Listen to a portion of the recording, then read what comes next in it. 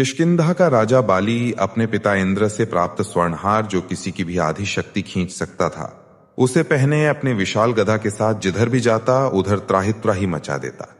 यहां तक कि रावण तथा अन्य राक्षस भी बाली के नाम से ही थर थर कांपने लगते। इस पर बाली को लग रहा था वो अजय है, वो संसार में किसी को भी हरा सकता है। और इसी अहंकार में उसने महाबली हनुमान जी को युद्ध के लिए ललकारा और उनकी आधी शक्ति अपने अंदर खींचना शुरू कर दिया। पर उसे शायद हनुमान जी के अपार शक्ति का अंदाजा ही नहीं था कि वो अपने ही काल को ललकार रहा है। दरअसल बाली, जो इंद्रपुत्र होने के कारण अपार शक्तियों का स्वामी था, उसका सबसे ताकतवर अस्त्र था उसके गले का वो स्वर्णहार, जो उसे अपने पिता इंद्र से प्राप्त हुआ था। वहीं हनुमान जी ऋषि के श्राप के कारण अपने शक्तियों को भूले सुग्रीव के मंत्री के रूप में कार्यरत थे। हनुमान जी अपना ज्यादा समय पहाड़ की कंदराओं में राम नाम जप करते हुए बिता रहे थे और बाली भी किष्किंधा की प्रजा का उत्तम प्रकार से देखभाल करते हुए शासन कर रहा था। पर इसी बीच राक्षस राज रावण ने कुछ ऐसा किया कि बाली एक अच्छे शासक से अहंकारी वानर बन के रह गया। असल में जब लंकापति रावण तीनों लोकों के देवी देवताओं को जीतने के बाद भी अशांत था, क्योंकि उसे पता था कि उसका वध वानर और मनुष्य के हाथों अभी भी संभव है। और तब उसने सोचा कि अगर वानरों के राजा बाली, जो मेरे समान ही शक्तिशाली है, उसे हरा दूं तो वानरों से मृत्यु का भय समाप्त हो जाएगा। और तब रावण अपने पुष्पक विमान से समुद्र तट पर संध्या वंदन कर रहे बाली के समक्ष पहुंचकर युद्ध के लिए ललकारने लगा। रावण ने सोचा कि वो आसानी से बाली को मार देगा, पर बाली ने अपना स्वरूप बड़ा किया और रावण को अपनी बाईं कांख में दबाकर अपनी संध्या वंदन करने लगा। पर संध्या वंदन के बाद भी बाली ने रावण को आजाद नहीं किया। लगभग 6 महीने तक बाली ने रावण को अपनी कांख में दबाए हुए ही अपना जीवन व्यतीत करने लगा। बाली के उछल कूद में पैरों से टकराते, पहाड़ों से रगड़ खाते पूरे 6 महीने तक बाली ने रावण को इसी तरह अपनी बगल में दबाकर घुमाया। और जब रावण ने इस पीड़ा को सहन नहीं कर पाया तो वो बाली के समक्ष गिड़गिड़ाते हुए क्षमा मांगने लगा। इस पर बाली ने दया करके रावण को मुक्त कर दिया। पर चालाक रावण ने बाली को अपना मित्र बना लिया।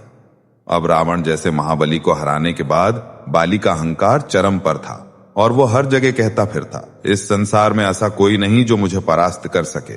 मैं सर्वशक्तिमान हूं, मैंने रावण को भी हराया है। उसकी अहंकार पूर्ण गर्जना जब बर्दाश्त से बाहर हो गई तो जामवंती से रहा नहीं गया और उन्होंने क्रोध में बोला, हे वानर राज, आप अहंकार वश खुद को सबसे शक्तिशाली बता रहे हैं, पर असल में आपकी शक्ति हनुमान के सामने कुछ भी नहीं। इस पर ठहाके मारकर हंसता हुआ बाली बोला, कौन वो हनुमान? उसके पास शक्ति भी है? जानकर आश्चर्य हुआ। वो तो हमेशा गुफाओं में मुंह छुपाए राम राम कहता रहता है, उससे मेरी क्या तुलना। पर जामवंत, तुम कह रहे हो तो मैं उसकी भी जीवन लीला समाप्त कर ही देता हूं। फिर क्रोध और अहंकार से गरजता हुआ बाली हनुमान जी को ढूंढते हुए उस वन में पहुंचा जहां हनुमान जी तपस्या कर रहे थे। वो अपने विशाल गदा से पर्वतों पर प्रहार करता हुआ, वृक्षों को तिनके की भांति उखाड़ कर फेंकता हुआ और सिंह की भांति गर्जना करते हुए हनुमान जी को ललकार कर कह रहा था, कहां है वो हनुमान? कहां छुपा है वो तपस्वी? आज मैं उसकी जीवन लीला समाप्त करके ही किष्किंधा होटूंगा। इधर शांत वन में, जहां केवल पक्षियों का कलरव और झरनों का संगीत था, पवन पुत्र हनुमान एक शिला पर बैठे राम राम कहते हुए ध्यान में लीन थे। तभी बाली का अहंकार भरा कोलाहल उस शांत वातावरण में विष घुलने लगा। वो गरज गरज कर कहता है, कोई है जो मुझसे युद्ध कर सके, कोई है जो बाली को परास्त कर सके। हनुमान जी ने पहले तो उसे अनदेखा करने का प्रयास किया, क्योंकि उनकी तपस्या में विघ्न पड़ रहा था। परंतु जब बाली उनके समक्ष आकर उन्हें युद्ध के लिए ललकारने लगा तो हनुमान जी ने अपनी आंखें खोली और अत्यंत विनम्रता से कहा, हे किष्किंधा नरेश, हे देवराज इंद्र के पुत्र, आप निस्संदेह इस संसार के सबसे शक्तिशाली योद्धाओं में से एक हैं। आपको कोई नहीं हरा सकता, परंतु इन निर्दोष वृक्षों पर अपनी शक्ति का प्रदर्शन क्यों कर रहे हैं?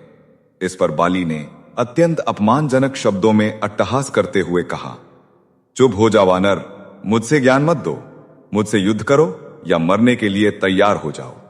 ये सुनते ही हनुमान जी का शांत और सौम्य मुखमंडल प्रलयनकारी तेज से धक उठा। उन्होंने अपनी गदा उठाई और बाली के युद्ध की चुनौती स्वीकार कर ली। यह कोई साधारण युद्ध नहीं होने वाला था। ये था 2 महाशक्तियों का टकराव। एक ओर दिव्य वरदान से युक्त बाली, तो दूसरी ओर स्वयं रुद्र के अवतार पवन पुत्र हनुमान। जैसे ही युद्ध का दिन निश्चित हुआ, तीनों लोकों में हाहाकार मच गया। और जैसे ही हनुमान जी युद्ध के लिए निकलने को हुए तो स्वयं परमपिता ब्रह्मा उनके समक्ष प्रकट हो गए। उन्होंने हनुमान जी को समझाने का प्रयास किया कि वे बाली से युद्ध न करें, पर हनुमान जी ने कहा, मैंने बाली के युद्ध की ललकार को स्वीकार किया है और अब युद्ध ना करना कायरता होगी। तब ब्रह्मा जी ने एक अद्भुत सुझाव दिया। उन्होंने कहा, ठीक है हनुमान, तुम युद्ध के लिए जाओ, परंतु अपनी केवल 10वें हिस्से की शक्ति का ही प्रयोग करना। अपनी बाकी की शक्ति अपने आराध्य के चरणों में समर्पित कर दो।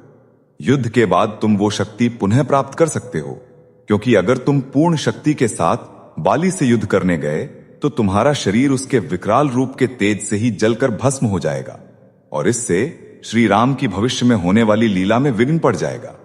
ये सुन हनुमान जी ने परमपिता ब्रह्मा की आज्ञा का पालन करते हुए अपनी अपार शक्ति का केवल 10वां अंश ही अपने पास रखा और शेष शक्ति को प्रभु श्री राम के चरणों में समर्पित कर दिया।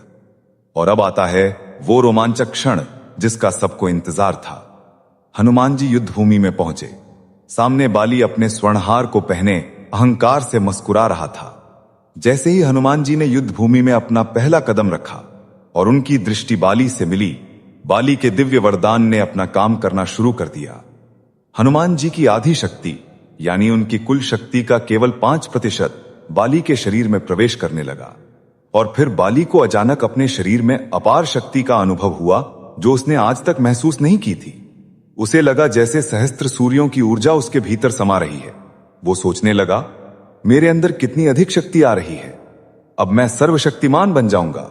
परंतु अगले ही पल बाली का शरीर उस प्रचंड ऊर्जा के वेग को सह न सका और गुब्बारे की तरह फूलने लगा। उसकी नसें फटने को हो गईं। उसके आंख, नाक और मुंह से रक्त की धारा बह निकली। बाली को समझ ही नहीं आ रहा था कि यह क्या हो रहा है।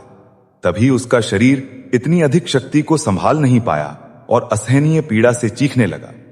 जैसे ही बाली का शरीर उस दिव्य शक्ति के तेज से फटने वाला था, आकाश में भयंकर गर्जना हुई और बाली के समक्ष स्वयं ब्रह्मा जी प्रकट हुए। ब्रह्मा जी ने गंभीर स्वर में कहा, बाली, यदि अपने प्राण बचाना चाहते हो तो अभी इसी क्षण हनुमान से जितना दूर भाग सकते हो भाग जाओ, अन्यथा तुम्हारा शरीर इस शक्ति के भार को सहन नहीं कर पाएगा और टुकड़े टुकड़े हो जाएगा। बाली को कुछ समझ नहीं आया, परंतु साक्षात ब्रह्मदेव को अपने समक्ष देख वो समझ गया कि स्थिति बहुत गंभीर है। वो तुरंत युद्ध भूमि से पलटा और अंधाधुन भागने लगा। वो सैकड़ों मील तक बिना रुके भागता रहा।